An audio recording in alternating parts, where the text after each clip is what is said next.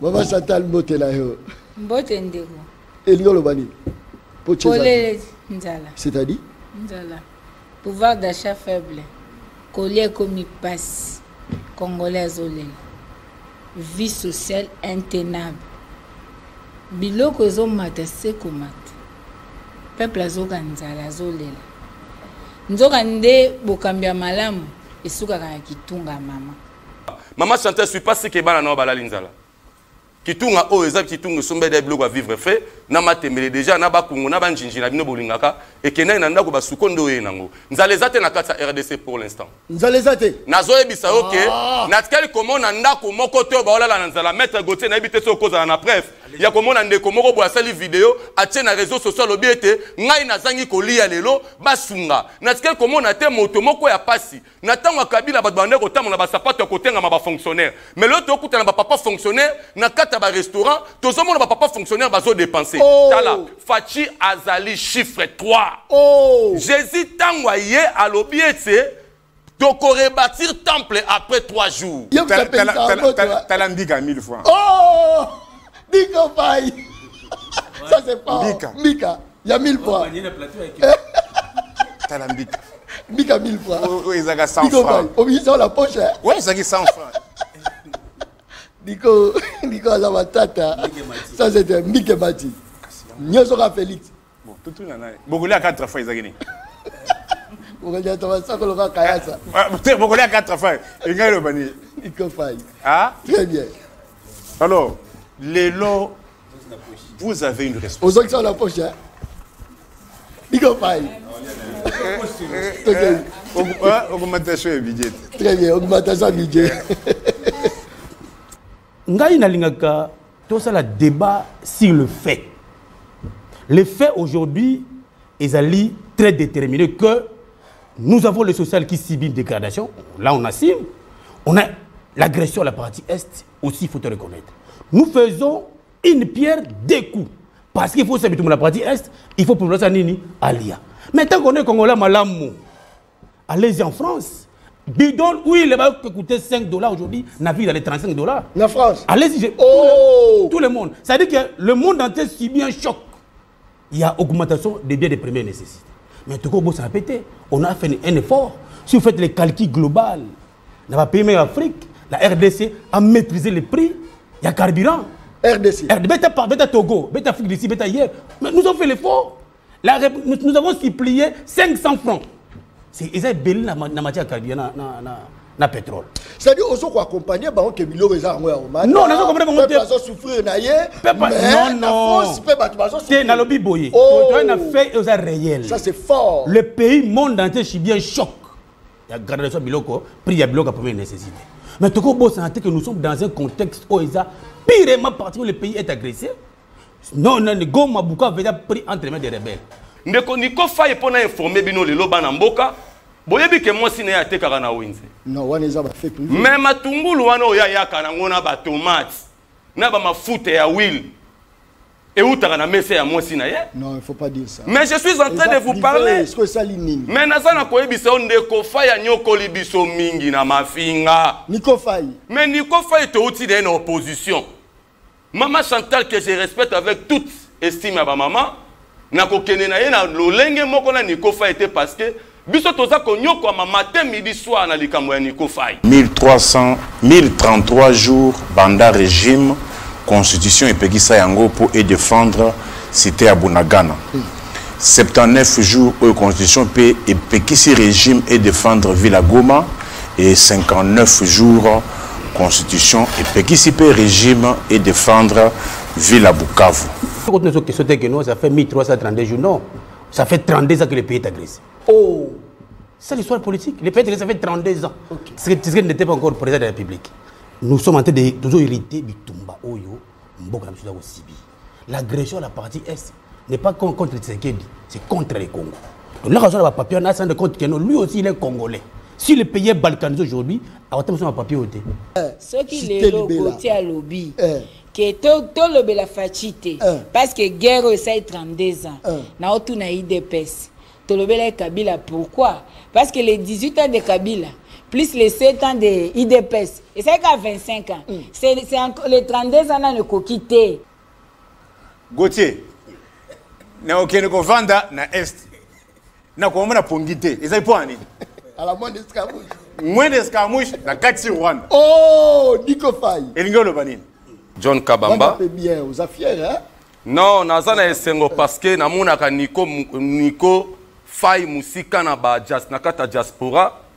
Na ye kozala na ye lelo face à face na comprendre makambo belé yango naza ozala fier lolenge onga nazo beta déjà Nico Faye en direct ya etando na yo. Tozo ke na bino ka malembe. Olobi na biso olobi Kabila nani ndeko fachi amemiso na Egypte. Congolais. IDPS olobi mission bazaki nango liboso ezako mema biso na Egypte. Place à souffrance, Tonyo comme. Bon, ceux qui tournent à la bilocoté, c'est l'Égypte, non? Ben, Israël, parce qu'on fait une salade. Parce qu'on somme la insecte. Parce qu'il y a esclavage. Ici, c'est lavé. L'IDPS a sali lavé à lobby. Effectivement, bah, mais ils na boumbu. Bon, quoi ça ngaïté? En économie, il faut maintenant réfléchir. Na outre mais ça mbika o ezaki 100 francs. Na poche. Mbika o ezaki 100 francs. Les le commis 1000 francs. Taux d'inflation est à combien de pourcents? 900%. Est-ce que je me fais comprendre? Moutouazaï ko fouta ma 237 000 francs, mbika oyo 100 francs. Mais le mbika est commis 1000 francs. Mais bien vous allez doubler. Quoi moutou asomba 10 mbika il y a 237 000 zaki na 1000 francs. 10 mbika. Le pour asomba 10 mbika il faut 10 000 francs. Pour que les gens arrivent à comprendre. Nico Faye, voilà Nini. Nico Zobi Michel. Oh, Pepsi. Nico Faye, ça c'est très bien. Voilà Nini Sousou. Nico Faye. Pour que. Nazobe Michel et le Komoko. Ça va, ça c'est bien. Très bien. Nico Faye. Mouton Simba 237 000 francs. 3 savons les coques. Bah, on a qu'à moi sachet à 8. 1100 ou 500 francs, 550 francs. Moko commis combien? Moko commis 700, 800 selon les endroits. Selon les endroits. Cela, c'est quoi en termes de pourcentage? Taux d'inflation de combien? Ça, c'est fort, hein? C'est comme ça qu'on réfléchit. Deuxièmement, les Cambouis égyptiens, le Banamboka, Bakotibison Égypte. Il faut y avoir aux autres temps, Mama Botangi Mingi. Égypte, ils ont représenté biso lié, il y a refuge. Mboto a outi na boumbu, to outaki na kate Égypte. Et le monde Joseph Kabila na Mobutu, Félix a coutume na carte Égypte parce qu'il n'y a pas botami na carte Égypte. C'est ça. Nenge ba utiliser comme Moïse, Nenge Nzambepe a utilisé les biso Fachi. Maintenant, na premier mandat, aux qui na sorti à Égypte, qui facilité, yango moni Fachi aboaka ki kan. Kan wane meli ba nyoka Kabila, meli ba ngonyo so ba fayulu tout le monde. Que ko kota sikoyo na sorti. Na sorti wana Kabila so meka kolanda biso, nenge pharaon elanda ki Moïse. Na minute baza na est, nanga lo ba esuka, pardon papa. Papa donne pardon la cité. Na ezo ebisa bango likambo chiffre 3, eza chiffre ya résurrection. Soki 3 ans oyo, peuple allié 6 fois T, 5 fois T. Bon, on a combat IDPS. Quand tu parles ma au commis petit peuple. Tiens, bah pèse à moi l'osso. Avec caméra. Papa qui c'est Mungo. Avec caméra. Tiens.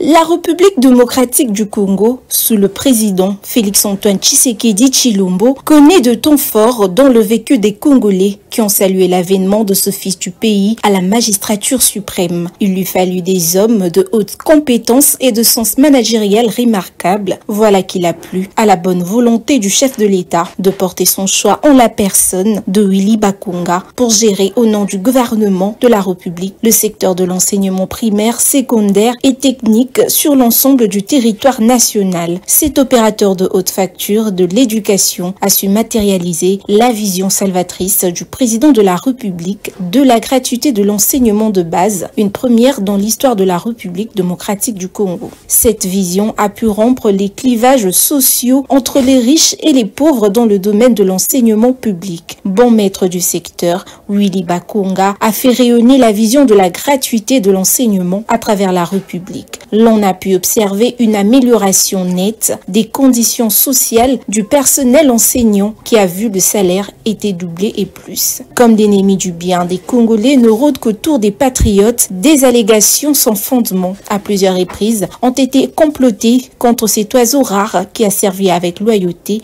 la nation. Fort heureusement, la justice de la RDC reste impartiale et n'a en rien prononcé une condamnation contre ce vaillant éducateur et pragmatique de la vision du chef de l'État, celle de la gratuité de l'enseignement de base. Aujourd'hui, les voix s'élèvent pour dénoncer l'inefficacité de cette vision de la gratuité de l'enseignement qui est tordue des anciennes pratiques jadis balayées sous le mandat de Willy Bakonga à l'épester. Les bénéficiaires de cette vision, depuis son avènement, se sont exprimés pour dénoncer et réclamer Willy Bakonga, le seul à porter positivement la gratuité de l'enseignement. Marche papa ezali ototali biso to sepela ki papa mokonzi ya mboka atiaki gratuité na kati ya mboka yango toli to tuna ye papa a travaillé ki na nani o biso to yebi a travaillé ki na Willy Bakonga.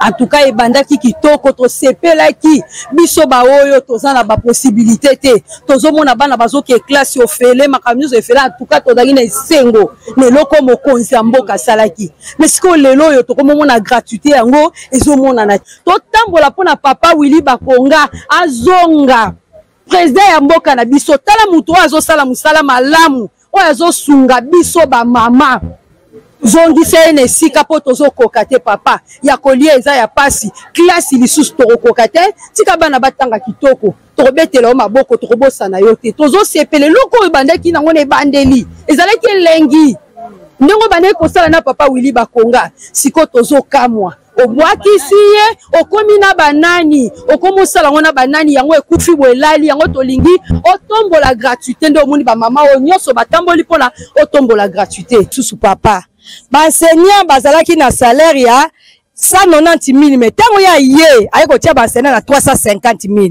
Papa Makonga ye ayibi mbongo te bakangi ye innocent yo kutu muto bimise na prison tango yo bimisi ye fallait ko zongise papa po bo sala no ilora tujiba mamweba tujiba kulele usale ye tujibo anene uvinga je papa Willy Bakonga marque bavuba mukwata mais kukwata kuvuba mukwata kavumwenze bwa luto tujiba maene bena luko na kabena basanga bwana ni wewe yukumpala to gisanga je tujiji bwana wewe uikale bumuji beto uikale beto bwa kashiti mu Kongo bwa kuikala kashiti mu Kongo mbimpe tulas tuyekumpala maternité ayekumpala makuta mwene kamujitunga uikale ukwata ba mama bwana ba mama ba force web mbimpe bijibi kengele bwana ne wenze monse mokwenza uvingaje papa Willy Bakonga bwana bikale gisanga jetu mava yetu atuvuba file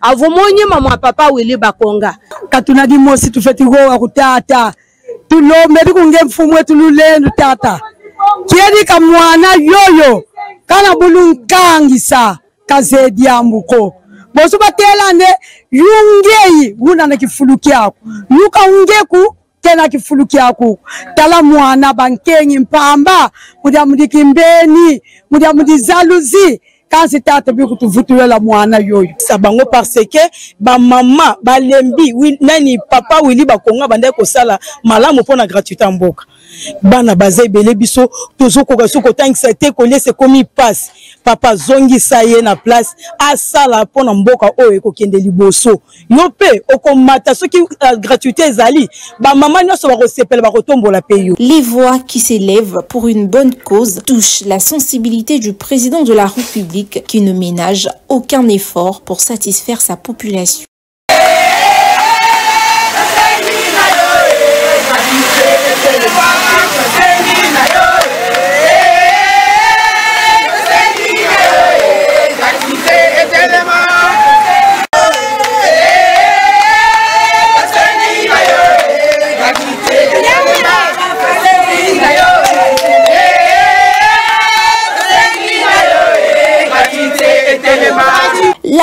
République démocratique du Congo, sous le président Félix-Antoine Tshisekedi Tshilombo, connaît de temps forts dans le vécu des Congolais qui ont salué l'avènement de ce fils du pays à la magistrature suprême. Il lui fallut des hommes de haute compétence et de sens managériel remarquable. Voilà qu'il a plu à la bonne volonté du chef de l'État de porter son choix en la personne de Willy Bakonga pour gérer au nom du gouvernement de la République le secteur de l'enseignement primaire, secondaire et technique sur l'ensemble du territoire national. Cet opérateur de haute facture de l'éducation a su matérialiser la vision salvatrice du président de la République de la gratuité de l'enseignement de base, une première dans l'histoire de la République démocratique du Congo. Cette vision a pu rompre les clivages sociaux entre les riches et les pauvres dans le domaine de l'enseignement public. Bon maître du secteur, Willy Bakonga a fait rayonner la vision de la gratuité de l'enseignement à travers la République. L'on a pu observer une amélioration nette des conditions sociales du personnel enseignant qui a vu le salaire été doublé et plus. Comme l'ennemi du bien des Congolais ne rôde qu'autour des patriotes, des allégations sans fondement à plusieurs reprises ont été complotées contre cet oiseau rare qui a servi avec loyauté la nation. Fort heureusement, la justice de la RDC reste impartiale et n'a en rien prononcé une condamnation contre ce vaillant éducateur et pragmatique de la vision du chef de l'État, celle de la gratuité de l'enseignement de base. Aujourd'hui, les voix s'élèvent pour dénoncer l'inefficacité de cette vision de la gratuité de l'enseignement qui est tordue des anciennes pratiques jadis balayées sous le mandat de Willy Bakonga à l'épester. Les bénéficiaires de cette vision, depuis son avènement, se sont exprimés pour dénoncer et réclamer Willy Bakonga, le seul à porter positivement la gratuité de l'enseignement. Marche papa ezali poto tali biso to sepela ki papa mokonzi ya mboka atiaki gratuité na kati ya mboka yango toli to tuna ye papa a travaillé ki na nani po biso to yebi a travaillé ki na Willy Bakonga. En tout cas, ebandaki kitoko to sepelaki biso ba oyo tozana ba possibilité te tozomona bana bazoki classe ofele makamizo efela en tout cas tozali na sengo ne loko mokonzi ya mboka salaki mais siko lelo yo tokomona gratuité yango ezomona na to tambola pona papa Willy Bakonga azonga président ya mboka na biso tala muto azosala musala malamu. Très bien. Mon collègue là, mon abino balanda une très grande émission. La dimension, il y a continent d'Asie, émission d'Angaï, émission d'Ayo, émission de la population congolaise en général. Merci beaucoup pour la confiance. Au vous européens, ça, la émission de Balabala, émission de la RI, présentateur d'Ango, le journaliste non professionnel, mais très efficace dans le terrain.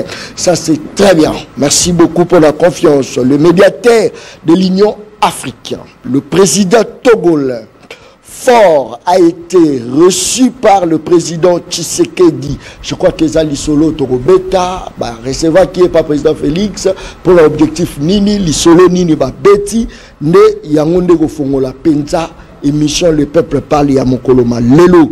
Les services de sécurité ont informé aux gérants du parc de Kingakati, parc de Vallée de la Sélé, d'une perquisition qui doit débuter dans quelques heures. Je crois que quelques heures. Je crois peut-être bandit déjà. Ils appellent ça l'isolo, Turumeka Kobeta, Mokoloma Lelo. Est-ce qu'ils ont acharnement? Est-ce qu'ils ont yiki ou pas? Maman Olive, pas peut-être lancer moi un message, mon cousin Lissolo, Torobeta, mon coloma Lelo, et puis Toromeka Romagnola, par rapport, il y a Elobeli, il y a Fridolin Ambongo, il n'est pas normal que le peuple congolais soit uniquement identifié à la danse. Est-ce qu'il a raison ou tort? Et ça Lissolo, Torobeka, Kobeta, mon coloma Lelo, la Katia Plateau. Il y a une émission, le peuple parle. 4 personnes na kati ya plateau. Soko zaka moto ya attention, c'est le moment aux zappé. Soko zaka moto tribalisme matayo, c'est le moment des zappé. Soko zaka moto iki, c'est le moment des zappé parce que la moto gozalate pour l'intérêt ya mboka la biso Congo. Côté opposition, tozali na mwana ya Congo. Na Combo, il y a Mama Chantal Oaza porte-parole attitré, il y a parti politique SID, il y a Martin Fayoulou Didi, Tozana Nico Faye, Nakati ya plateau, Talazaro Talanga, John Nazaraka, oui, Nazaraka Bongo, Toro continue en Bongo, ça c'est très bien. Côté, il y a majorité présidentielle, union sacrée, Tozali na Junior Lukusa, Azali communicateur, il y a une peste, Azapé diaspora en même temps, à Tambola, Azaki d'Afrique du Sud, États-Unis, je crois que y est pas à Nabiso, Nakati à plateau, Bossena qui Tozana yé, Tozana maître Gauthier. Il y a ACP, il y a Gentini Ngobila, Mbaka, Tozana Nakati à plateau, il y a émission Le Peuple Parle. Nico Faye. Nico Faye. Oui, Mwana Mboka. Mbotela. Mbote Mwana Mboka John. Na PCP téléspectateurs Nyon Sombote. Na baninga oyo na kotikelo primaire ya ko présenter bango. Tellement que ya koloba eza ebele makasi. Mais plateau eza vraiment archi comble. Minute ko perdre ezate. Tolobaka ke 1033 jours banda régime constitution et pegisa yango pour défendre cité à Bunagana. 79 jours où constitution peut et pegisi régime et défendre Villa Goma et 59 jours constitution et pegisi régime et défendre Villa Bukavu. 482 jours banda otokoma la situation auto ba kopé sa komboté. Oui, que le mandat est le 19 janvier 2024, mandat il y a 5 ans. Mais tout n'a qu'à moutuna. N'a pas que tout n'a pas au bateau dans le plateau. Le mandat il y a 5 ans. Et bandit le 19 janvier 2024, mais mandat Moussoussou est bandit le 20 de janvier 2024. Par quel mécanisme? Comment 5 ans wana et kokakate, mais pourquoi s'être précipité? Il y a que ça, cette cérémonie, il y a investiture. 322 jours où Judith a comment mon congé gouvernement na Allemagne d'Afrique alors Congo. 6 ans et 285 jours où constitution et Pekisi régime et ça les a défilé il y a indépendance. Après ça déjà il y a non amituna na lobby na tuna na zoate. Nazo pe ko réitérer ngo na ba auto na ngona plateau ceux qui ba koki ko répondre ndengeni ni mandat bandaka le 19 janvier 2019 mandat constitution et le bi à 5 ans. Mais comment expliquer que mandat mususu et salema le banda le 20 janvier 2024? Très bien. Nico Faye. Julien Lukusa. Mbote na yo. Mbote Mwana Mboka. Bonne santé. Tozali malamu na esengo makasi susu ya komona bandeko elongo na kata plateau oyo. Quand même oyoki Nico Faye et Yanozali parce que ça a tout dans rapport à Yano mais toujours quand même moko ya bato bazaro de profane pouvoir ou aro pesa Yano malubonga muna na ko mbote na bino nyonso balandi nyonso ya PSTV na ko yanola nanu ya yambo likambo oyo ndeko Nico Faye auti na koloba ya 1033 jours sans suite ya bunangana ndangina ebisana ndeko Nico Faye eloko moko premier mandat na biso tozo yango na coalition na kata coalition toutaki na cash na FCC tosangana ki na bino batu ya mabe bino bozwaka Congo en otage elongo na ba ya sima bazalaki na sima ya Joseph Kabila ba entreprise ebele ya ba libanais eza ba mascara eza ya bino moko ba société ba port d'état o eza ya ba kongomani et koma ya bino moko bobimi na kati sa pouvoir pendant 18 ans qui mouyibi. Il y a escroquerie. Il faut pas dire ça. Il y a intimidation. Soyez les à la mouta bandé ko voyager na nzela ya maya yokola soyez na kosomba bambisi nzela et comme ga meta kubamba mutu akimi atikilo pa. Boni bino bo bandé ko s'attendre que Chilombo akoya ko silisa pasi ya bakongomani tandis que misolo nyonso na baposhi na minoti na mokolo lelo. Tandis que la société belé koka kopesa ba kongomani misala bino moko bokanga yango tandis que ba projet nyonso oyo Félix Tshisekedi achaki na mesa bo bandi ba détournement nango boni bino bokoyebisa biso likambu ya 1033 jours sans suite ya bunangana parce que na kobima na bino nous sommes bien informés monsieur Nico Faye bosakana na Tshisekedi oyo te parce que aza mwana oyo awuti na éducation ya malamu, deuxièmement awuti na kati ya diaspora, troisièmement azali mutu moko oyo azali na makila ya bakongomani de père et de mère vrai. Basaka na ete intimidation toni nozo wa intimider. Naza na koloba silence ya Tshisekedi, biso bayo toza na ko défendre chef de l'état, aza na ko talisa bino ete azali papa national. Na komona na première mandat na deuxième mandat, okoki kotangela ngala ba institution nini balu batoni na kata ba institution obino bozo traiter parti na biso tribal. Voilà, mais je suis en train de dire parce que ndeko niko faye pona informer bino lelo bana mboka boyebi ke moi sine ya tekaka na winze. Non, wana za ba fait privé. Mais matungulu wana oya yaka na ngona ba tomate na ba mafuta ya huile. Et où t'as messe à moi sine ya? Non, il faut pas dire ça. Mais je suis en train de vous parler. Est-ce que ça linini? Mais nasa na koyebisa ndeko faye nyoko libiso mingi na mafinga. Niko faye. Mais niko faye to uti de opposition. Maman Chantal que je respecte avec toute estime à ma maman, na kokene na ye na lolenge moko na Niko Faye était parce que biso toza konyoko ma matin midi soir na likambo ya Niko Faye. Bilanga parmi ba grand fermier na kati ya RDC, maman Olive Azali tozo monena ba pondu na ba tomate mikolo nyonso. Nini ezangi bino bae oyo boza ya ngambo mosusu, bosunga biso peuple oyo tomona ke maman Olive ache panier ya matungulu 10 000 francs. Ache panier ya tomate 10 000 francs. Mafuta ya mbila oyo azoko sala na ba ferme na ye. Binonde bat bosala ki na stratégie ete ya kosala ete mokonzi ya mboka bo fina ye po ete bo inisa ye. Wana za mukwa tombolo nazo ebisa yo Félix Tshisekedi aza lokola sacrificateur élité. Elia kufaki na bozoba ya ofni na finesse. Yango Tshisekedi abomi kabundi na kabuya. Na kati ya parti pona kolakisa bino ete aza tribalité lo lenge moko asa na gouvernement acheli biso deo bizibu balola étant que secrétaire aya IDPS o azali ya ngambo ya Bukavu na ya ngambo ya Bakongo. Pona ko comprendre déjà ete deo aza na mission makambo osili sa déjà na kata est deo bizubu balola l'excellence na président na biso ya Ligue des Jeunes. Merci beaucoup. Très bien. Je crois que le débat, Niko Faye aussi déjà, il y a là. Il y a date aussi. Mais quand même, il y a Bilo à Wenze aussi quand même. Moi, si la Wate Karayo sera Bilo à Wenze, madame, au lieu de sur la plateau. Ce qui moi, c'est un gars dégué. Il y a un monde, c'est lui qui non. Et qui t'a dit? Oh, Niko Faye. Ou tout n'est là qui a 24 janvier 2019. Très bien. Merci beaucoup. Maman Chantal na Katia Plateau, porte-parole à titre, Maman Nayebi. La moni qui tourne échanger et qui t'imouende. Na qui tourne à paix, et ça y a moundé de comme mouké. Maman Chantal Motela yo. Mbotendeko. Et l'yolo bani. Polé Nzala. C'est-à-dire? Nzala. Pouvoir d'achat faible. Collier comme il passe. Congolais Zolé. Vie sociale intenable.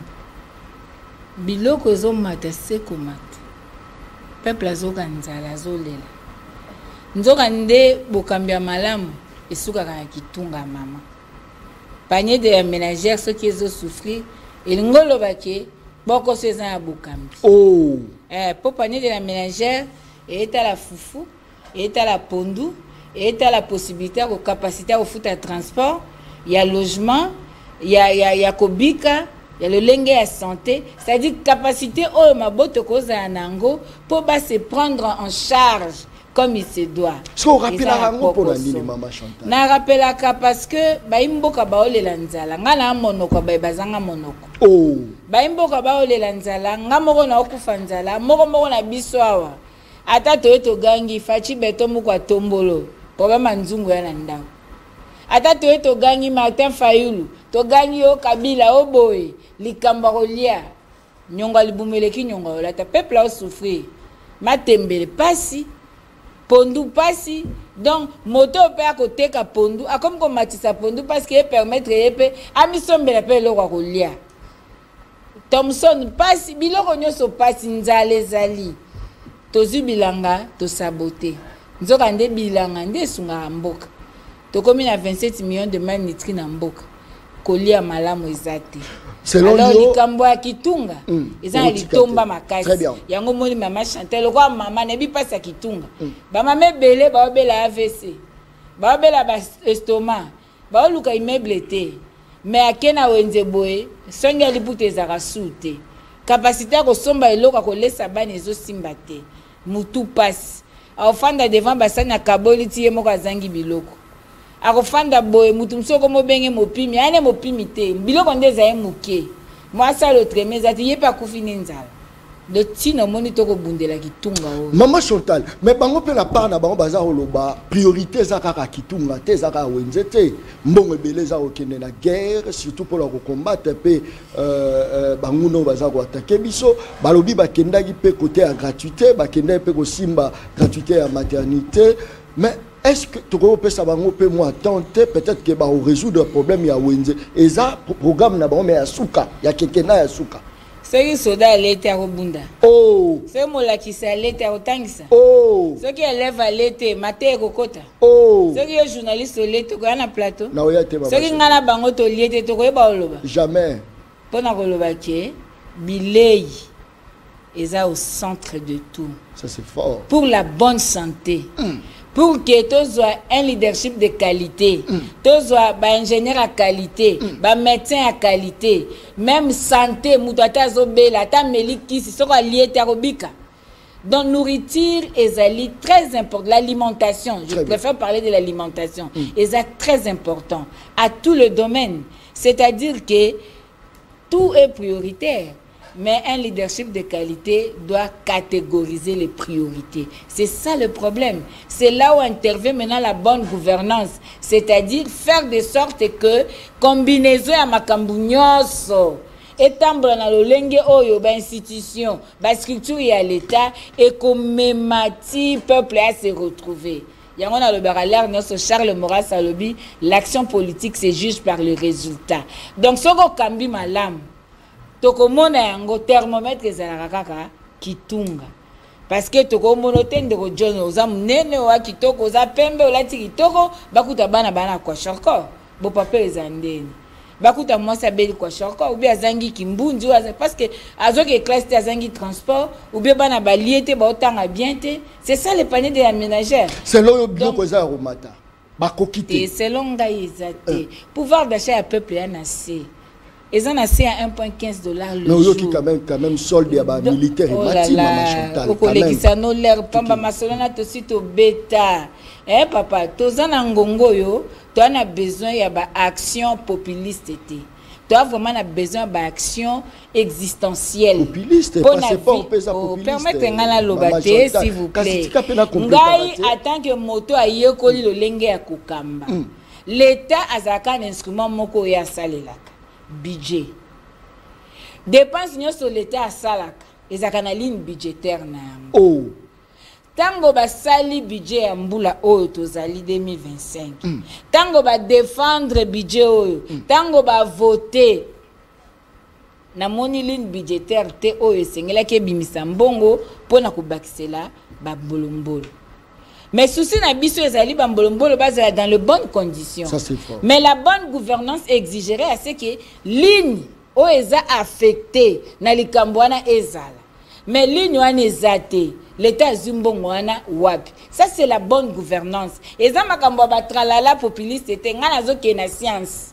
Vous comprendre? C'est comme ça. Ceux qui va dans les bonnes conditions. Tokobeka maboko parce que tout patriote aujourd'hui voudrait assez que nos phares de Sebasa Makasi babundela mboka. Notre fierté, c'est d'abord notre terre.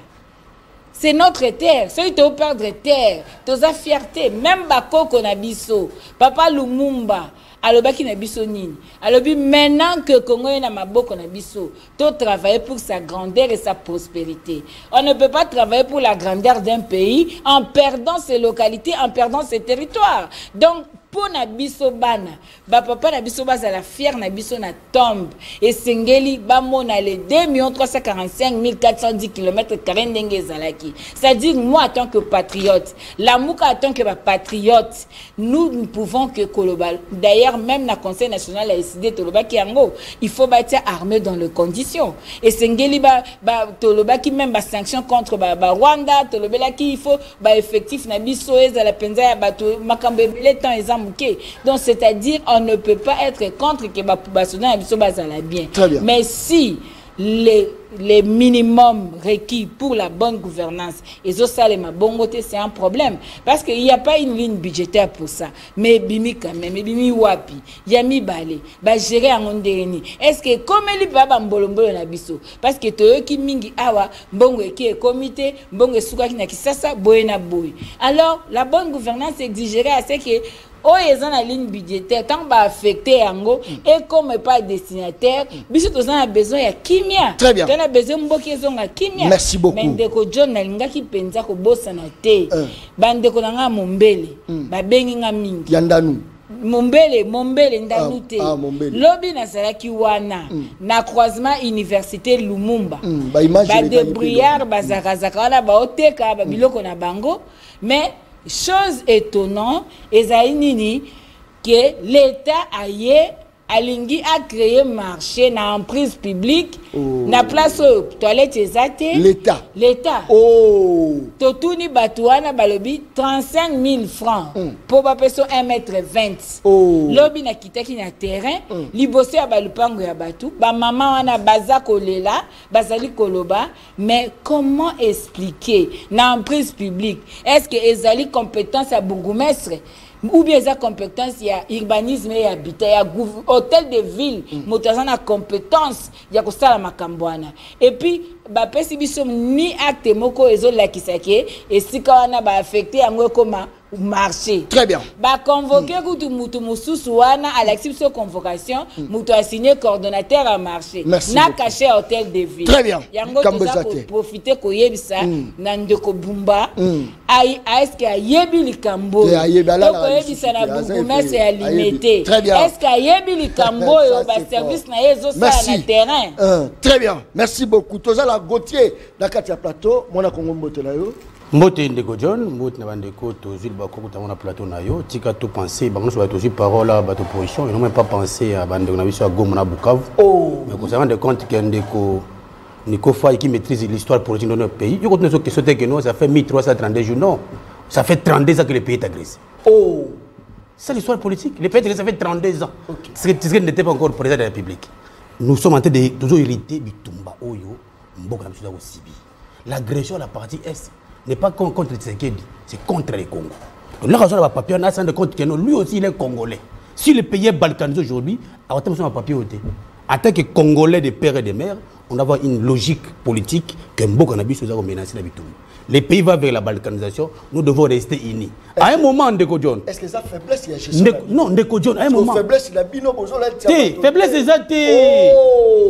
L'agression de la partie Est, et ça tenter le lot dans 32 ans, les lots, jour pour jour. Les affaires à Félix. Mais c'est ça pour le président de la République. Le président de la République arrive au pouvoir, il trouve une situation où Azo Bunda, Boutoum et Bougasi Sango. Azo Bunda, mais. Le chef de l'État, Ndeko John. Ce que tu as chef d'État comme Félix, c'est un Makila congolais, parti est en exilé. Parce qu'il a trouvé qu'il y a non, il faut autant. On peut se ramener du Songolo. Otika libre administration des provinces tel Moutou Songolo, il s'en de non, Makila Congo Gangi, n'est-ce que la Bitumba Siko toujours Bunda. Mais les amis, lorsqu'ils vont dans la plateau, puis c'est sincère que nous avons un chef d'État qui est déterminé pour causer sa guerre. Deuxième élément, Ngaï Nalingaka, tout ça, le débat sur le fait. Le fait aujourd'hui, est très déterminé que nous avons le social qui subit une dégradation. Là, on assume. On a l'agression à la partie Est, aussi, il faut te reconnaître. Nous faisons une pierre deux coups. Parce qu'il faut s'habituer à la partie Est, il faut pouvoir s'anini Alia. Mais tant qu'on est Congolais, malamou, allez-y en France.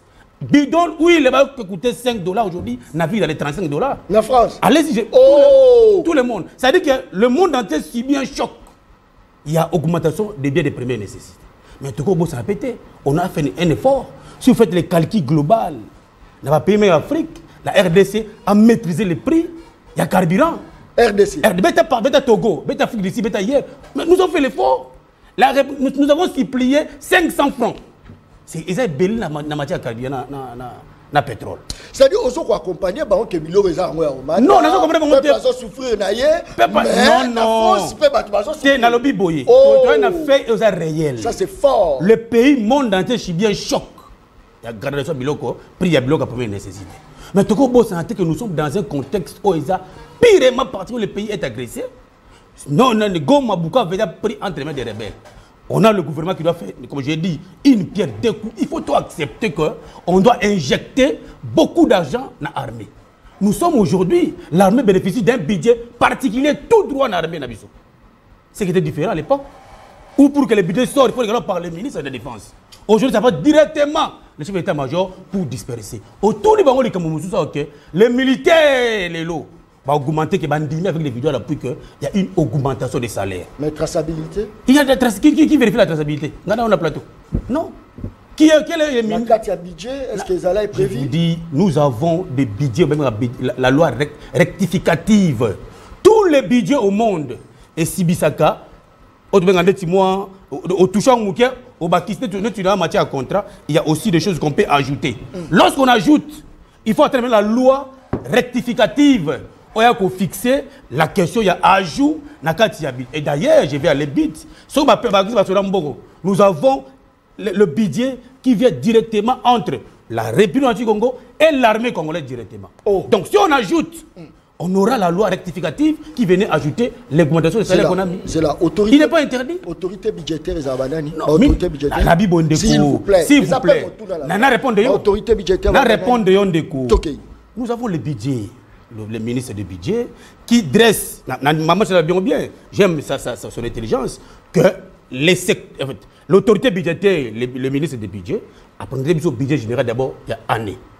Il n'est pas interdit, John, je n'ai pas le tout compte de tous les traits de ces plateaux, que lorsqu'il va augmenter salaire, il y a militaire, même ce qui définit principalement le budget, qu'on fasse une loi rectificative pour qu'on ajoute le budget, c'est interdit. Qui peut me connaître sur ces plateaux? Parole. Donc, c'est pour qu'on a chité. C'est pour dire que nous sommes des Congolais. Nous devons nous rendre compte qu'aujourd'hui, le chiquier, il y a génocide. Et le mot, il y a Rwanda, génocide rwandais, comme génocide congolais. 18 millions de morts. 32 ans aujourd'hui. Nous devons nous regarder en face, que non, les querelles opposition majoritaires à la côté. Toute la République, les pays vont vers la balkanisation. Et lorsque tu as vers tout solo là, il y a des opposants qui disent non. Moi, je suis progressiste. Nous, les progressistes, nous mettons l'homme au centre de l'action. Très bien. Lorsqu'on veut la transformation de l'homme, ça c'est fort. Là où l'intérêt pour le nous, ACP, les progressistes, nous venons. Mais lorsqu'il y a l'intérêt partisan, il y a l'intérêt égoïste, pour mon habitude. Par leur République, évitez pas des individus. Merci, ça c'est fort. Gauthier m'a fort touché, ça c'est très bien. Nico Faye. N'est-ce pas que le territoire d'Abisso est occupé? Ils ont touché Bisso de Soba Congolais. Mais pourquoi vous avez latisango motomoko, Félix? Bozo la tsango kamoko songolo pakala Nico Faye malubunga mba. Bon, soki olingi to tuna été.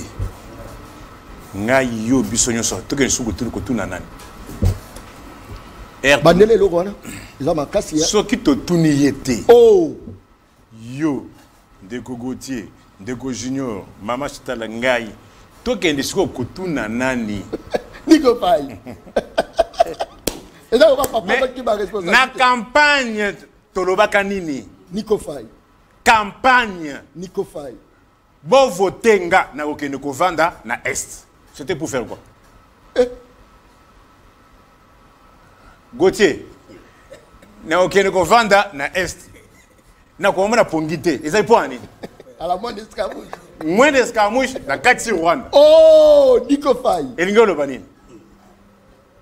Mais na lingina ibisa ndeko nani Junior. Bonga mabia. Ozwaki maloba pensant que non. D'ailleurs ba message ko moya que non, mais maloba na bituno. On peut ba réponse ligne. Et après si réponse moi si doit être avec épice.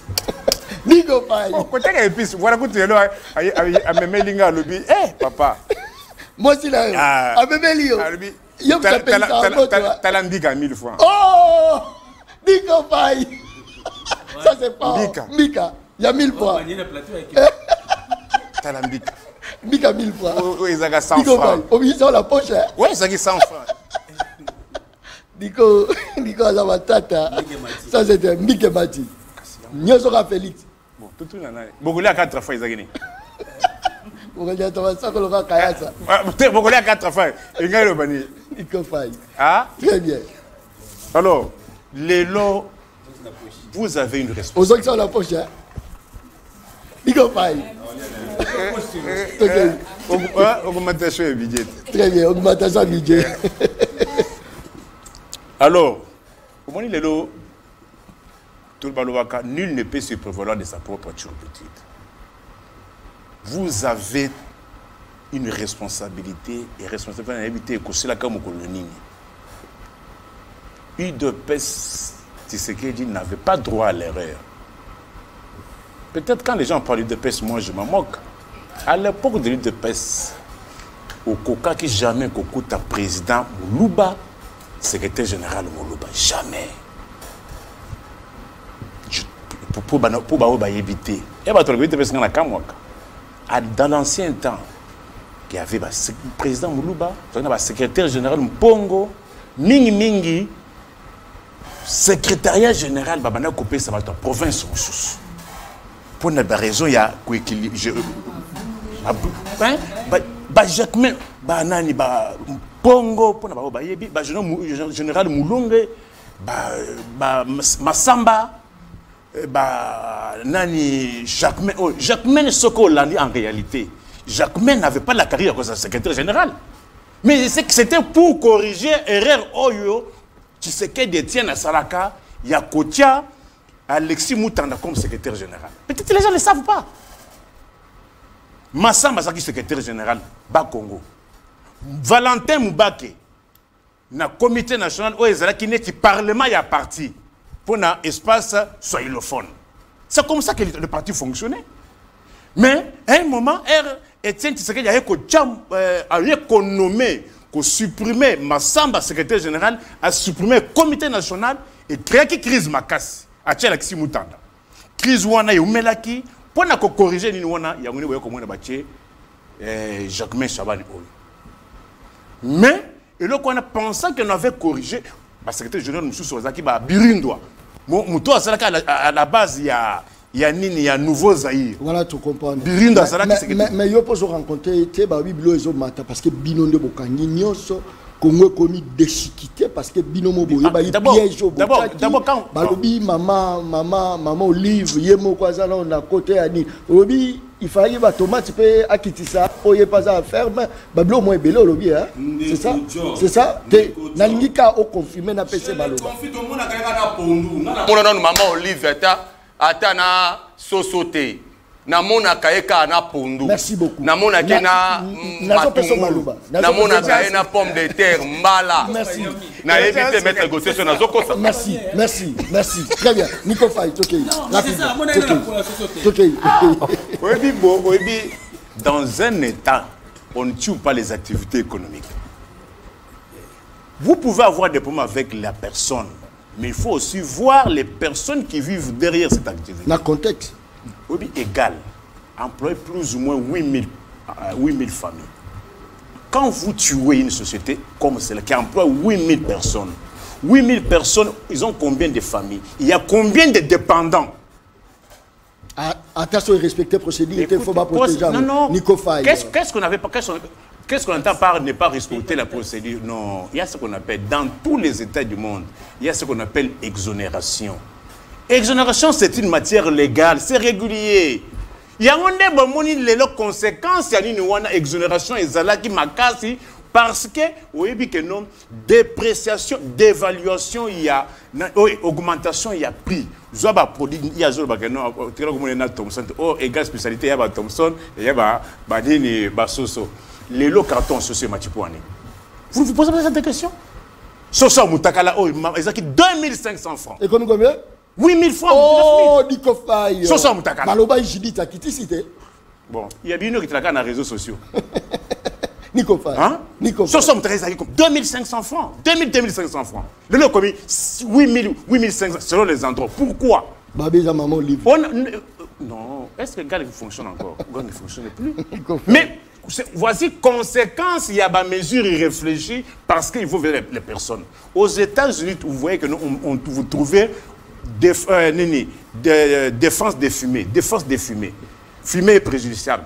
Mais bazoko kakokanga ba entreprise tabasicole te poani. Parce que la société tabasicole, ça emploie les Américains, bazo faut taper impôt. Et c'est là construit. Parce que quand il y a fort chômage, quand il y a une forte chômage, les amakasi namboka, c'est les responsabilités, il y a l'État. Oh. C'est qu'ils ne savent pas. Non, mais c'est conditionnel. Quand il y a une forte chômage, les amakasi, c'est l'État qui est retenu responsable. Mais ils ne voient pas tout ça. Vous savez que depuis que les Mobutus et leurs enfants sont revenus, bah, bon, combien de sociétés? Namboujimaï, ça c'est mes amis, puis les lots. Ça c'est fort. Ça cime une société minière. Congo est ça. Ah, Bazo. Non, il y a eu des problèmes. Bazo, Bino est un futurologue. Bino est un futurologue. Bino est un futurologue. Je dis ceci. Toi, dans le secteur où il y a évoqué, ça cime Namboujimaï. Bras Congo Namboujimaï est tangué sous ces régimes. Est-ce que sont-ils régulièrement payés? Dans la régie des voies fluviales, plus ou moins 16 mois, il y a un paiement. Régime où est institué le système Yakobo, il faut vous 100% de salaire. Inspecteur du travail, renseignez-vous. Inspecteur du travail, on les paie trimestriellement. Vous comprenez? Trimestriellement. Maintenant, on peut toucher les soldats ou je reviens. Il y a pas merci. Non, je vais. Et il y a une augmentation, il y a un réajustement. Tout n'a pas point. Bon, il y a un bulletin, il y a soda. Comment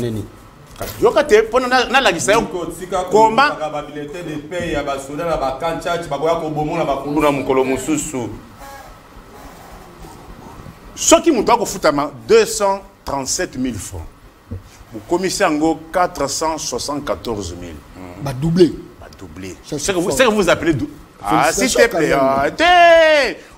Beaucoup ça ngaïté. En économie, il faut maintenant réfléchir. Na ucho bisa mbika oyo ezaki 100 francs. Na poche. Mbika oyo ezaki 100 francs. Le leur commis 1000 francs. Taux d'inflation est à combien de pourcents? 900%. Est-ce que je me fais comprendre? Moutouazaï ko foutama 237 000 francs, mbika oyo 100 francs. Mais le mbika oyo commis 1000 francs. Mais bien bo sali bo doubler. Pour moutou asomba 10 mbika, il y a 237 000, il y a 1000 francs. 10 mbika. Le poisson à 10 mbika, il faut 10 000 francs. Et pour que les gens arrivent à comprendre. Nico Faye, Wanani. Nico Zobimissé. Oh, Pepsi. Nico Faye, ça c'est très bien. Wanani Nisusu. Nico Faye. Pour que. Savon, ça c'est bien. Très bien. Mouton Simba 237 000 francs. 3 savons les coques. Bah, on a moi sachet à 8. 1100 ou 500 francs, 550 francs. Mon coco combien? Mon coco 700, 800 selon les endroits. Selon les endroits. Oh. Cela c'est quoi en termes de pourcentage? Taux d'inflation de combien? Ça c'est fort, hein? C'est comme ça qu'on réfléchit. Est-ce que c'est ce qu'on quérit? Je pense que $100. 100 $, ils ont 160 000. Le lot combien? Vital Kamere et Nabem Babaye, on a 225 000. Le lot 100 $, il commis 287 000 francs. Ce qui m'ont 237 000, il commis 464. Bêta en termes de dollars, c'est combien? C'est plus ou moins 160 $. Le lot 160 $. Et puis, le bêta qui joue vendredi passé, on a télé un rond-point des Huileries. Le 11, hein? Na télé un rond-point des Huileries. Na moni ba foutisi bato na taxi rond-point des Huileries lemba super 10 000 francs. Oh, Nico Faye. Mais c'est la femme à celui que vous prétendez avoir connu une augmentation qui paye ça. 10 000 francs en an. Hier au transport ils ont dit 500 francs 1000 francs. Le transport rond-point des Huileries super lemba 10 000 francs na taxi. Où les absences à l'État?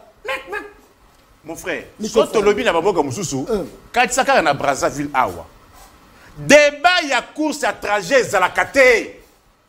On va te prendre pour un fou. Oh! Yo convoyeur, yo chauffeur, on va dire non. On dit que lelo na moni loko na uti musika. Na moni loko moko na bando kele de TGI Gomé na Kinkoni na quartier 1. Na trajet moko bi quartier 1 17e. Yo kate 10 esprit de vie. Yo kate trajet wana. Quartier 1 17e 1000 francs. Ah, faille! Batou, non, ce n'est pas vrai. Non, non, j'ai eu de la chair de poule. Ça, c'est fort. Très bien. Merci beaucoup. Ndeko, rapidement. Beaucoup qui n'a pouvoir. Pour nous pas moussama mis sur le Congolais, tout beaucoup qui n'a pouvoir pour boucher sous matanga. C'est-à-dire que bazo les là déjà pour bâtir sous matanga. Biloko tout, maman Chantal à lobby, Nico Foy à lobby. Est-ce qu'on peut rencontrer le place ba kosi biso to sali boy to la wenze o bilo bozolo ba bokosi bilo reza ya ko kita bilo bozolo ba keza ko ngana ngito sa teba mo o rencontrer malubonga mona po yoza muta IDPS na koloba merci na parole de ko John Kayembe Kabamba John Kabamba on bien aux affaires hein non nazana esengo parce que na mona ka Nico Fay musika na ba jazz na kata diaspora na ye kozala na ye lelo face à face ta comprendre makambo belé yango naza ozala fier lo lenge nga nazo beta déjà Nico Fay en direct ya etando na yo na ye ko répondre yo na tina na yango Etienne Tshisekedi aza ko représenter biso image ya Nzambe peuple congolais tambolaki na kobunga parce que bazangaki kotosa makambo Tshisekedi wa mulomba banda ko lobela peuple pona éveil à conscience et à jeunesse. Yango to Sibir yango. Jésus-Christ avant était aya, Ndeko John. Jésus-Christ avant aya pour être fouta pris. Peuple Israël nzamba yebisi na Abraham. Alobi ke okozala bénédiction sa bénédiction ya peuple. Mais peuple na yo bakokota na no bowumbu. Etapo nyonso bakongomani toleki. Papa John a joué bisayo ezali pour toi apprendre toi babizali ba Fayulu toi babizali ba Nico Fay toi babizali ba Daniel Isafu toi babizali ba Mike Mukebai toi babizali nyonso ya ba Shadari ya ba Nanga ya tout le monde. Dans l'Égypte c'est là où on apprend. Félix Tshisekedi nous avait amené en Égypte pour être tobima toi ko traverser Jourdain na bisika oyo pays oyo zo couler miel na dile. Na ina répondre na nou ya yambo. Koebisa yo ete. Totikali na 3 ans. Dans les 10 ans ya Félix Tshisekedi, 3 ans ezope sabiso chiffre 3. To komi na temps ya chiffre ya résurrection, yango nazo benga gouvernement o ezobima, ezali gouvernement ya les ouvriers de la dernière heure. Pourquoi? Biloko nyonso o maman Chantal avec le respect, kota Nico nazo matisa mungongo ndeko John, mais côté ya maman, pour na respect ya maman, nazo kitsa mungongo momuke. Maman Chantal na qui passe au tangisinga ma na miso. Oh, asali nini. Maman. Fayula koti sabino na ki chômage moko impossible. Nga na traité bino nyonso ba cadre ici de combat fonctionnaire, bo senga biso to pesa bino ba matricule parce que fallait bo lekala maponami. Ba kosibino lelo na ebete mingi bateka mapangu mingi basali ba dépense mingi ba bilanga ba ferme teka na mboka na tina ya ko tiana maponami oyo botikali ko sala te ye mo fayo la bénéficier. Maman Chantal na ko tuna eloko moko. Papa John Kinshasa o to bande ko lela wapi? Bandunu non? Kinshasa source nango à part fleuve, à part Bakongo. To bande ko lela wapi? Bandunu te. Bingai na yebi kikwiti na mboka ya ba Maman Chantal. Na fandi na kikwitide, na fandi na boji, na fandi na kazamba, na yebi kimbimbi, na yebi miso kingandu, na yebi ba feshi, ba mabaya, ba mayantia, na yebi ba kiputuseke, na yebi beya musae longo komakoma milungu, na ina loba ete na yebi mboka la binu na makambo ya bilanga. Parce que moto nyonso ala mukaka kendaka elanga. Bozangi nini po fatia pesa mno ba engrais chimie. Bino bo gérer pouvoir pendant 18 ans. Ba obe minaku. Balai ba gérer. Mais nazo ebisa yo Fayulu azalaki na kati ya Fayulu azalaki na kati ya a travailler na Kabila. Fayulu a travaillé na Kabila. Mais je suis en train de vous parler avec des preuves. Bato ebelo bazana Fayulu bazali bato bazalaki na ngambo Kabila. baye o ebele o ba la liste de lona fayulu baye o baye ko sponsoriser parti ya eside mingi ba uti na ngambo Kabila nazo yebisa yo tango Mama Chantal aza ko tambola na Kitunga. Mama Chantal suis pas si ke bana na balali nzala Kitunga o eza Kitunga sombe de bloc à vivre fait na matemele déjà na ba kungu na ba njinji na bino bolingaka et kena na ndako ba sukondo ye nango nzala ezate na kata RDC pour l'instant nzala ezate nazo yebisa yo ke na tikali komona ndako moko to ba olala na nzala maître Gauthier na yebite so koza na preuve ya komona ndeko moko bo asali vidéo atie na réseaux sociaux lobiete ngai nazangi kolia lelo basunga na tikali komona te moto moko ya pasi na tango Kabila ba bande ko tamu na ba sapato ko tenga ma ba fonctionnaire mais l'autre okuta na ba papa fonctionnaire na kata ba restaurant to zomo na ba papa fonctionnaire bazo dépenser tala Fachi azali chiffre 3 Jésus tango ye a lobiete to ko rebâtir temple après 3 jours nazo bisayo moto loko la docteur Nico Faye to tchaye loko la nazo mona loko la Nicodème parce que tant on mona Nico Faye na ko mona na ba parents na ba tendance à Nicodème comment yo docteur de droit docteur en lettres au coup na Jésus sur la nouvelle naissance loko la Nico Faye azangi boye biwana na ko bisayo que nous sommes restés avec 3 ans le chiffre 3 et ça chiffre la résurrection bisengwe koti pe mokolo gouvernement o ezobima papa John na che ma main coupée soki kelele betité na komona ete bato o président zobimisela biso na ministère na gouvernement oyo soki kozala échec na kotia loboko na ngali kola mesa na yo na yebisio Nico Faye yelanga lichette yo na Mike Mukebai na Daniel Safu bokatanga loboko e komi tango ya bisengo peuple congolais na bengi bino biskano so bozali bozala na sima ya muku ntombolo le Samuel parce que Israël ezala qui frappé par Ofni na finesse azala qui Jama Kaboun Ofni Kabuya ya lobili kambo ya crise ne Nico Faye likambo crise oyo zolo ba makambo ya tribalisme to bani na papa la biso Etienne Tshisekedi to tikala omo la tribalisme te to bani na ba parlementaire to bani komona que ville morte soit décrétée et bande kozala toujours Congo momenda ozala paralysé na ebite soki na kosi na koloba wana parce que il y avait toute tendance il y a ba groupe ethnique au bazala na katia regroupement na biso ya mouvement na so ya parti politique UDPS. Président de la République a payé confiance selon les respects des textes na ba organe na biso na ndenge oyo batu balandela laki et sengala ki na simana ye Kabundu azwesika Kabundu azwi alaksi biso ba problème ya Ofni a renversé temple tolungo lié Kabuya o biso toyebaki était arbitre soit intellectuel licencié docteur nzokande Kabuya zwata 10/10 na kelasi na pesi ba Nico Faye o ba opportunité ba Mama Chantal pour être ba toucher biso pe ba sakana biso parti présidentiel na tina na yango Kabuya na Kaboun baza déjà au passé de Nico Faye tolobela le président o ezali le CG de Obiso Balola. Merci waneza ba secret na bino ya kati ya ba ndaku boye ba ndini ya traité yango atozobeta nation au parti Kabuya le peuple ne gagne absolument rien derrière tout ça, ça c'est très bien. Mama Chantal, rapidement au côté actualité, le médiateur de l'Union africaine, n'a pas sauté pour Mama Chantal Aza Minga Oloba. Présence, il y a président togolais, Bayambi et pas Neko Félix Antoine Tshisekedi. Tout ça, ça fait partie de la diplomatie agissante. Parce qu'au moment où on a Simalango, tu récupères le territoire, Marambo Belé, Abie Salami, au ramasser Ango et Bongo, au Kotisiko, na ko Lobela Marambo. D'accord. Pesa en même temps d'antenne. Na déranger Moutouté, hein? Ah, ok. Toké na bandi.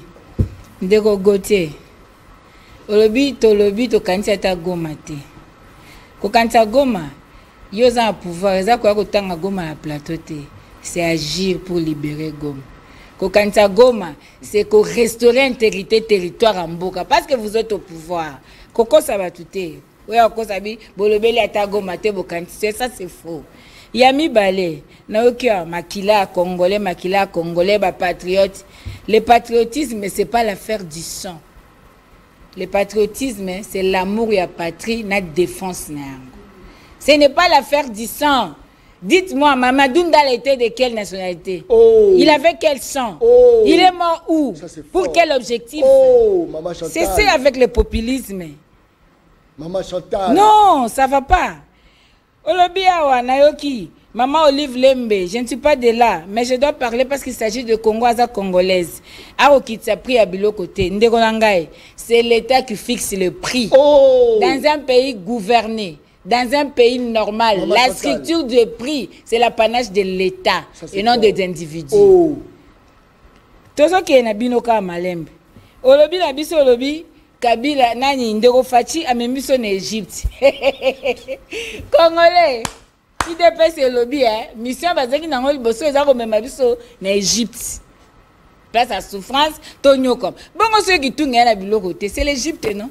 Bana Israël bazaki fa nzala. Oh. Bazaki ko soma na ba insecte. Oh. Bazaki na esclavage. Maman Chantal. Ici c'est lavé. Oh. L'IDPS a sali avait à lobby effectivement ba memiso na boumbu. Yango omona droits humains et ça respecté te to kufa nzala mboke komi to za ba paya donc c'est ça à lobby to en Égypte. Ah Nzambe. Mais à lobby ba congolais ba Nzambe s'il vous plaît. Congolais azolanda biso akoma na commentaire. Ati donc congolais moko aloba. Na boinga mama Chantal na loba. Ndeko ngai. Deko Gauthier oza maître avocat. Oza maître Kanté, oza maître avocat. Yo moko beti tolo ya augmentation ya mbongo ya armée. Mais na kati ya augmentation ya mbongo ya armée, aucune ligne budgétaire pour le personnel y a armé. En sens, il y a augmentation salaire, il y a bas militaire. Dans l'hypothèse où il n'y avait pas agression, ben on va augmenter salaire. Une question.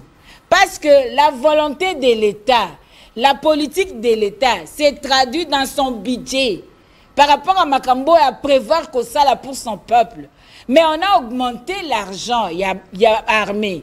Mais sans penser à l'augmentation salaire, il y a militaire. Et qu'aujourd'hui, tant que va augmenter, il y a une augmentation. Il y a une lelo, s'il vous plaît. Au moni, ils sont très humbles. Ils ont un domaine à loi, domaine à nous maîtriser. Pourtant, ils ont tolinga qui tokota domaine wana kolakisayoke.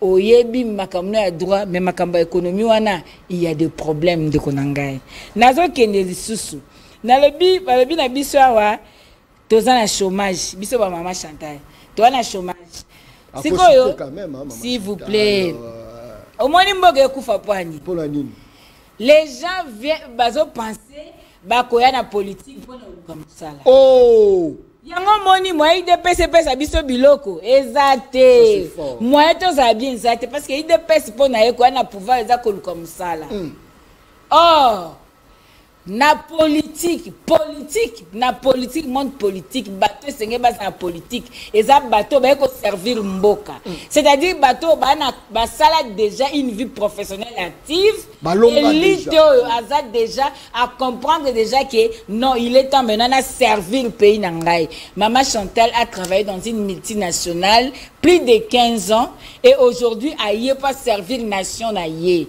Martin Fayulu a travaillé dans une multinationale en tant que directeur général. Avec Kabila, Paul donc il a travaillé et aujourd'hui il vient servir sa nation. Et puis il faut faire la différence entre un chômeur et un sans-emploi. Il faut bosser la différence. Donc, na lingi na yebisa yo, bana IDPS ba ole la misala. Chômage bazo le la balobi zaka groupe batu ba osepela. Bongo misala yo ko pia ma Chantal ko uta wapi? Pona IDPS na no chômage bo. Yango bazo swa na ba okabwana. Oh, ba musu balobi ndeko kabuya opesa ka batu église na bango misala. Bana IDPS bazo misala te. Bongo toyo ka na ba réseaux sociaux. Toyo ka bango na ba parlement debout. Ba opesa ka Philadelphie. Ba musu ba ozo ate. Ba siko bino moko nanu ba chômeur. Oya ko pesa ba ma Chantal eko wapi. N'est pas postulé, n'est pas synonyme de chômage. Très bien. Non, on ne vient pas chercher l'emploi. On vient servir le pays et à travers notre travail, le pays va nous bénir.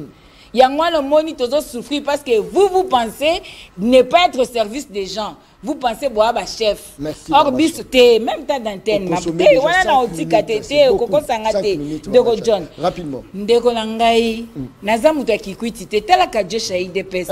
La locutalogie même en face boye ndeko na ngai.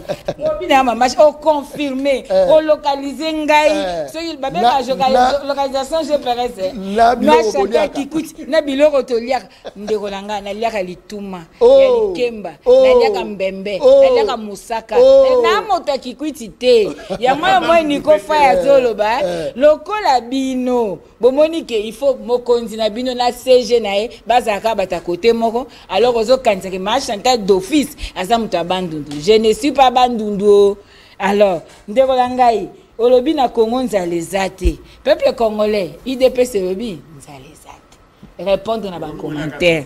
Donc, il y a 4 fois. Donc, Essengeli, Toyeba, Dekonanga, s'il vous plaît. Peine de rejoindre, pardon, on plaidé pour un casting. S'il vous plaît, prochainement. On a plaidé pour un casting. Mais autour de Makambolobi, Bazu Togolais, Aya, Makambuya. Médiation. Dekonanga, Biso, Banalamuka. Toyebi, Bato, Baebi, histoire politique, Yamboko, le roi Basango. Le quoi ba passer à SCC wana o ba sala na ba dialogue nyonso pe ba kenda na biso depuis to na bango na opposition ti lelo ba yebi histoire mboka et puis ba si ba consulter toutes les parties prenantes ba si ba avancer bazali to kolanda ba diabo o ba ndoko nga ba oloba te po ba obanga ba okanzene ti ngwende zo ngana te Rwanda IDPS secrétaire ba tout ça corrompu alobi Fayulu azaki na Kabila ndeko nga kendo yekola le pouvoir législatif n'est pas le pouvoir exécutif ndeko aza avocat a aidé yo être un député national vous ne dépendez pas de l'exécutif.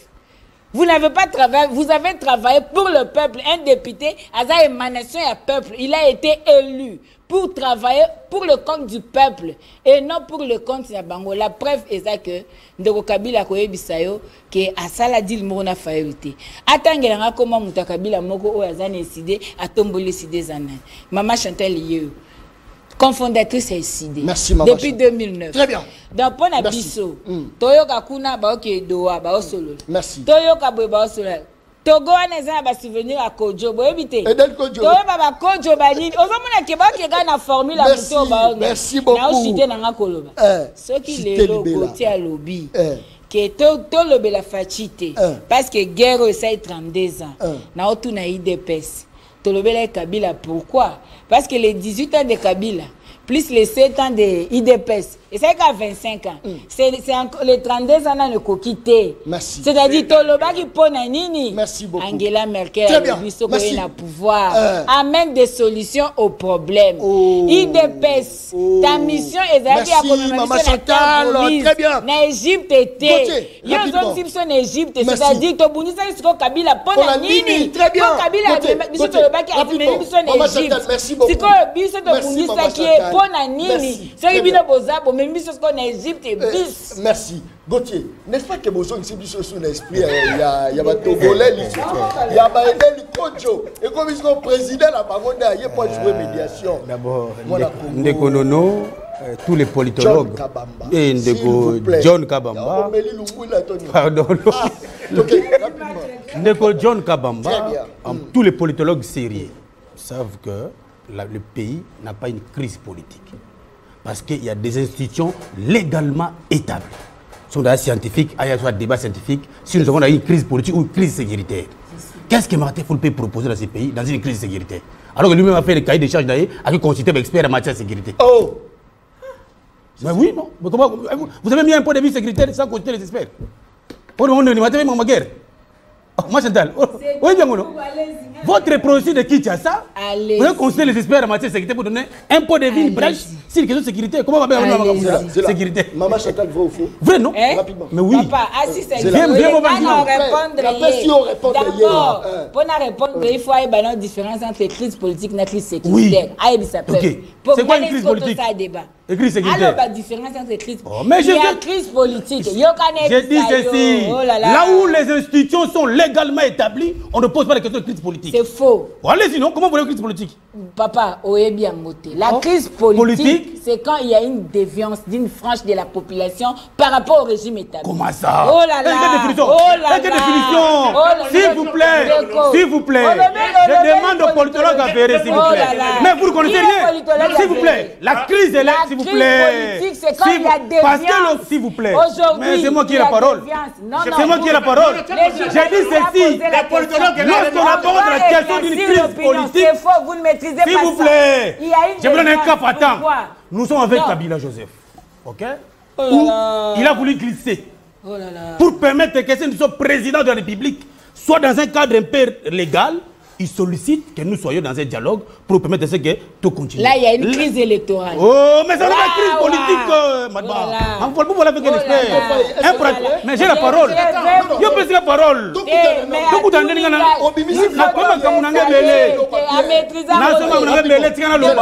Je n'ai pas encore fini. Parce que vous ne voulez pas Malouba. La compagnie, on a s'il vous plaît. Lorsque maman a dit crise électorale, je suis étonné. Oh là là. Je suis étonné. Lorsqu'une institution pour la République est hors délai, il m'a dit crise électorale. C'est quelle définition? J'en viens, s'il vous plaît. Pardon. Je dis ceci. J'insiste, je persiste. Il y a une crise sécuritaire. Lorsque Fayoulou et son idée, Mathieu Prosi de Kinshasa, ils considèrent expert en matière de sécurité, pourquoi dans la crise politique, non? Comment ils savent? C'est pour deuxième élément. Ndekalobi que Fayoulou a travaillé dans le régime de Kabila. Où est le mal? Il était député professeur, oui ou non? Qui m'a comme exécutif, on les a dit, mais il a géré. D'ailleurs, il a voté Kimuta, Boasuka. Il m'a bêté, s'il vous plaît. Maman, j'étais une attente, maman. Laissez-moi le temps. Un avocat qui ne connaît pas. S'il vous plaît, maman, c'est quoi un régime politique? S'il vous plaît. Définissez les régimes politiques. Mais nous sommes où? S'il vous plaît. Définissez les régimes politiques. Maman Chantal. Lorsque nos amis viennent sur ces places, qu'est-ce que Félix Assala Banda Koti au régime à Salagité. Aujourd'hui, dans ces pays, 7 millions d'élèves manquent gratuitement l'école. Sur le plan secteur éducationnel. Deuxième secteur, nous avons aujourd'hui la maternité totalement gratuite. Troisième élément, on a acheté les passeports dans ces pays à $250. Le comme combien? Coûte de $75. C'est pour dire que même si on met de l'opposition, que le chef de l'État a mis en place une politique et a mené une exécution de chaque ministre sectoriel. Troisième élément, je pose tout le monde le moyen de droit. Lorsqu'on augmente les salaires, il y a des militaires. Est-ce qu'on va augmenter le personnel? Très mauvaise foi. Tu vas augmenter militaire, salaire, oui ou non? Oui. Lorsque vous demandez le budget, principalement qui a été mis en place sans augmentation, j'ai dit à tous les scientifiques, une loi rectificative des finances qui sera émise dans l'Assemblée nationale pour qu'il y ait un budget comme augmenter le salaire. Merci. Non, s'il vous plaît. Rapidement. Troisième élément de Kounangaï. Aujourd'hui, votre pays est membre de différents organismes régionaux, sous-régionaux et internationaux. Vous savez que le pays a fait 18 ans sa cotisation. Sa cotisation? Doit foutre la cotisation. Il fallait faire ça pour que a foutre la cotisation, nous sommes arrivés à 18 ans passés. L'organisation de l'Angoua, nous sommes en SADC, Union africaine. A foutu la dette pour bien continuer la dette. Dette est en côte ici. Très bien, merci. Laissez pour dire s'il vous plaît. Non. Mais il faut ajouter 10 minutes. Et ça débat. Dans le milieu, 3 points. Et ça débat. Mais ils ont pris beaucoup de temps. Et ça 3 tombés 5 minutes. Très bien. Nico Faye, rapidement, Toké. Asus parole. Nico Faye. Asus parole. Nico, Toké.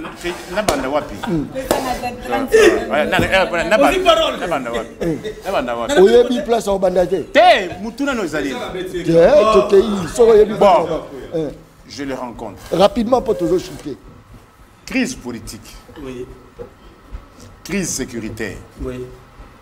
La crise électorale. Toute crise politique ne peut pas entraîner une crise sécuritaire. Oh, Nico. Mais crise politique, elle peut entraîner une crise sécuritaire. Ça, c'est fort. Il y a un monde commis les lots. Très bien. C'est-à-dire, dès qu'il y a une frange de la population qui estime que l'ordre qui est établi est Zamabé et qu'il y a eu des problèmes, il y a gestion, c'est une crise politique. Par quelle voie? C'est une crise politique.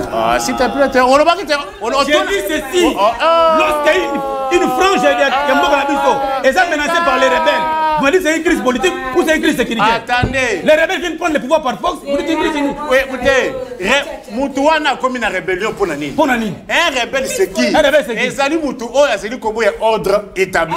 Illégalement, il entre au pouvoir illégalement. Non, pardon? Qui entre dans un territoire illégalement. Oui, vous voulez dire que c'est une crise politique? Il a quelle gestion politique dans le pays? On t'a dit politologue. Mais on est bien voté. On est bien voté. Non.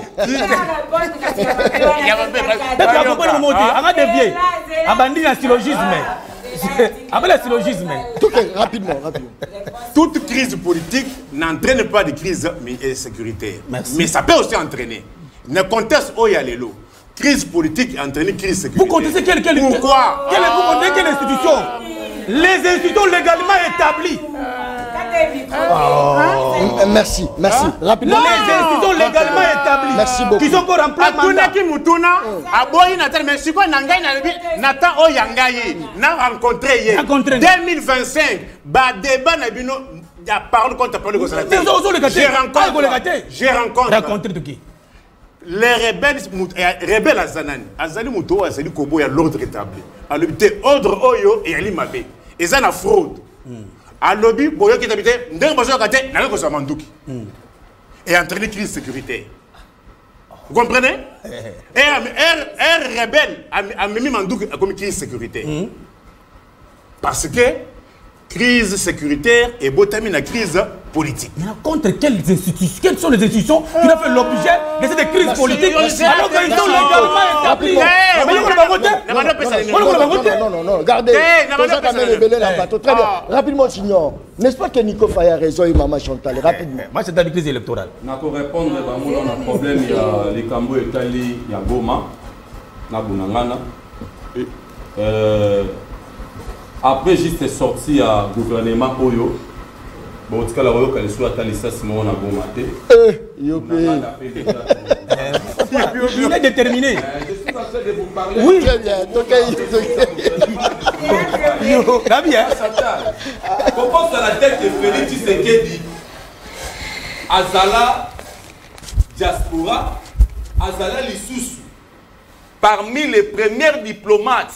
La diplomatie n'a qu'à à partir de plus de 20 ans.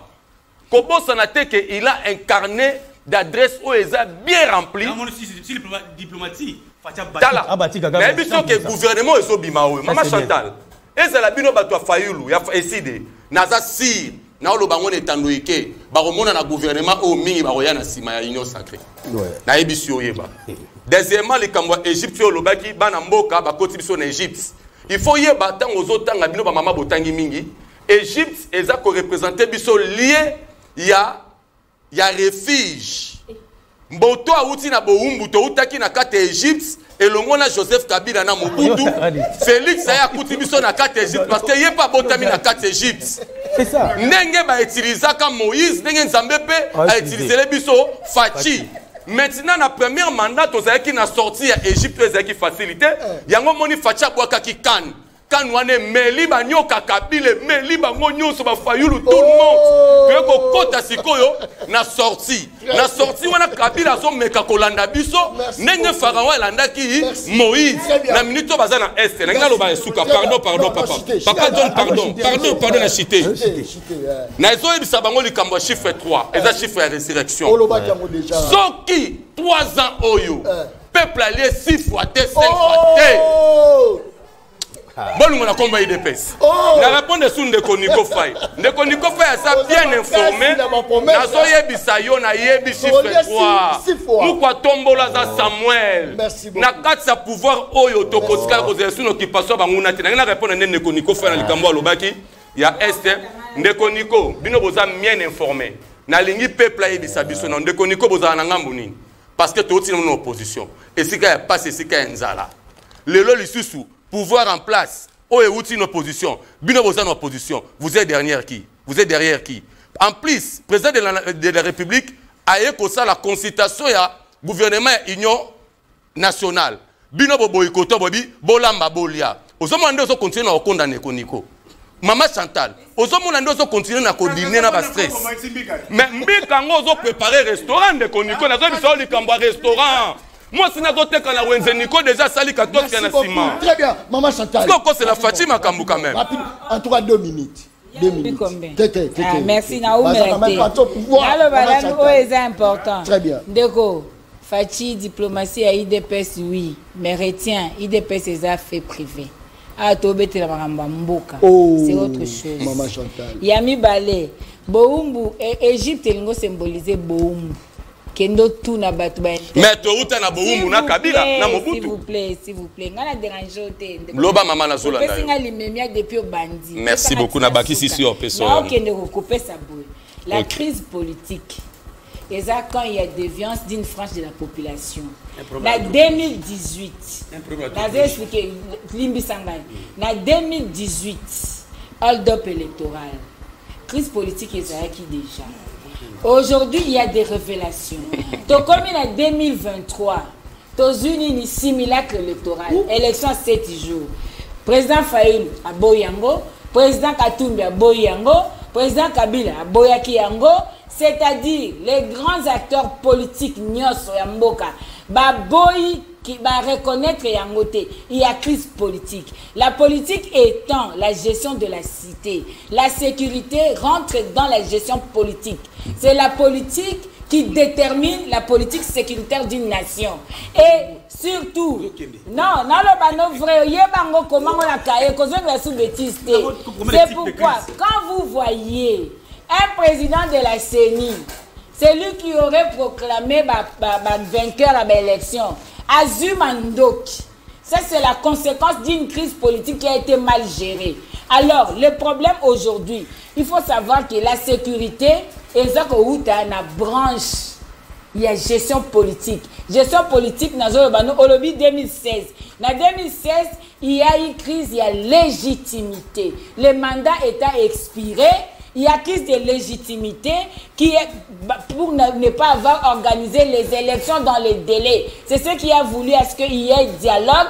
Et puis, en 2018, ils ont sanctionné l'élection pour corriger cela et remettre les institutions en place. Monsieur Gauthier, comment yango besoin de sur RROT? Oh, les articles à loi T. Luka Google le Otanga, na webiso makamba silanis, makamba kelasi. Donc, il faut ça la différence entre crise politique et crise sécuritaire. Crise sécuritaire est dérivée à crise politique. Merci beaucoup. Très bien. John Nokabama, s'il vous plaît. S'il vous plaît. C'est là que s'il vous plaît. S'il vous plaît. Alors, réagissez rapidement. Maman Chantal, 2018, la CENI programme des élections. La Cour constitutionnelle confirme définitivement celui qui a été élu. Personne ne peut contester. Dès 2023, il y a eu les élections, va programmer. Qui peut contester l'institution présidente de la République? Non, non, s'il vous plaît. Mais quand vous dites, nous avons 3 types de crises, à ce que moi je sache. 4, regardez. S'il vous plaît, peut-être c'est un problème anthropologique de votre pardon. Il y a la crise politique, la crise sécuritaire, la crise sociale et la crise économique. C'est pour dire quoi? Lorsque nous avons des institutions légalement établies, on n'est pas dans des crises politiques. Vous parlez de la légalité. Nous ne sommes pas dehors des délais du mandat du président de la République. Comment vous pouvez contester? Comment vous pouvez contester? La crise politique vient de la légalité. Mais lorsque les institutions sont dans les délais, comment vous pouvez des crises politiques parce que les institutions sont légalement établies? C'est là où je vous dis. Alors, 2018, hold-up électoral. 2023, simulacre électoral. Parce que ma casse, ça va terre. Thématique, simulacre électoral. Comme ça. En 2023. Il y a eu quoi? Il y a eu les élections légalement organisées, confirmées par la Cour constitutionnelle. Non, s'il vous plaît. Pesanga nature juridique. Oyo et les Kanaki du 20 au 27. Et du 21 au 27. Ndeko. Nature juridique. Il y a Oyo et les Kanaki. Quel est l'organe? Non, répondez-moi. Quel est l'organe habilité à confirmer les élections dans ce pays? N'est-ce pas la Cour constitutionnelle? Nabibo, s'il vous plaît. Merci beaucoup. Quel est l'organe habilité à confirmer les élections dans ce pays? Est-ce que la Cour a bien pour le contraire? Non. S'il vous plaît. Merci. Merci. On est similaire. Merci. Venez voter carte 100 cartes. Merci beaucoup. Très bien. Merci. Nathan a quelques messages. S'il vous plaît. S'il vous plaît. S'il vous plaît. Merci. Merci. Merci. J'ai compris le définition les raisons. Toi, en tant que scientifique. Tu connais contester oui ou non? Ok, contester oui ou non? J'ai dit ceci. Vous connaissez contester oui ou non? Et la Cour constitutionnelle. Oui, allez-y. Toi, tu es juridique. Oui.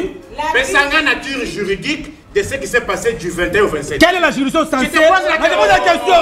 Quelle est la juridiction censée de confirmer les points de vue? La Cour constitutionnelle n'a pas émis un point de vue contraire. Quelle est la nature juridique?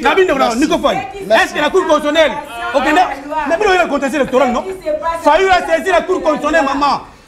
Pourquoi? Et la Cour a émis un point de vue. Merci beaucoup. Très bien. Merci. Qui a-t-il voulu contredire les arrêts de la Cour constitutionnelle? S'il vous plaît, s'il vous plaît. Merci beaucoup.